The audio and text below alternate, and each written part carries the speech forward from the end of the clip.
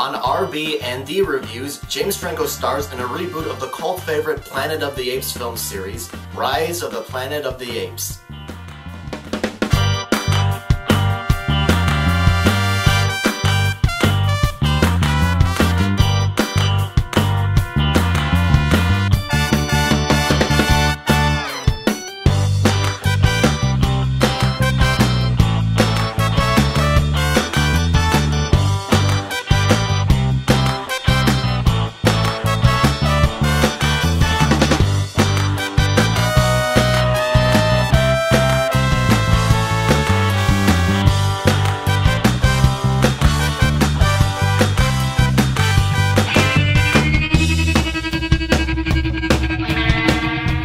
Rob here, and thanks for checking out RB&D Reviews. And today I'm going to be reviewing a movie that I almost didn't go see.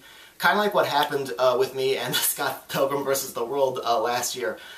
From the trailers for Rise of the Planet of the Apes, this movie just looked like an ordinary reboot prequel where the studios were trying to just cash in on the popularity of an already existing and well-known series. Kind of like Nightmare on Elm Street, but after hearing some very exceptional things about this movie, I finally decided to go ahead and go see it, and so I'm sorry I didn't review the movie the weekend it came out. But with Rise of the Planet of the Apes, pretty much the plot is that we go back to the beginning. I think the movie is supposed to start its own series. I don't think it's supposed to be tied in with the previous film series from the 60s and 70s or the Tim Burton film, but either way, we go back to the beginning. James Franco plays a scientist named Will who's trying to develop a cure for Alzheimer's disease. He wants the cure to be successful because he wants to give something to his father, played by John Lithgow, who is suffering from the disease. And the company that he works for uses chimpanzees and apes, to test the drugs out.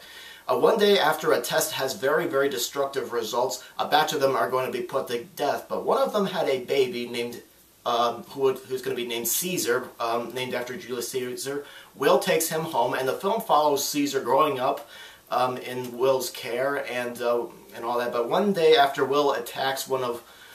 Caesar attacks one of Will's neighbors, he's put into an animal shelter, and Caesar kind of sees firsthand the treatment that his fellow apes are getting in that shelter, and he decides that a revolution is going to be cooking up in his head. I kind of found myself being more compassionate for Caesar and the apes much more than most of the humans, whether the apes were test experiments or they were in the shelter. And one reason is the human corporate ladder of the business that Will works for, all they care about is, business and making money, and that the apes are pretty much disposable of. And the character Caesar was relatable, I think was very relatable to me and probably to the audience, because the way he grows up, it's kind of like how we experience it with children, because Caesar, as a little child, he kind of, he's curious about the outside world, and when he becomes like a young adult, and he kind of behaves like a young teen where he doesn't want to do what Will tells him to do. And James Franco, I thought he brought out a very passionate angle to his character. He wants the drug to be successful so he can give it to his father.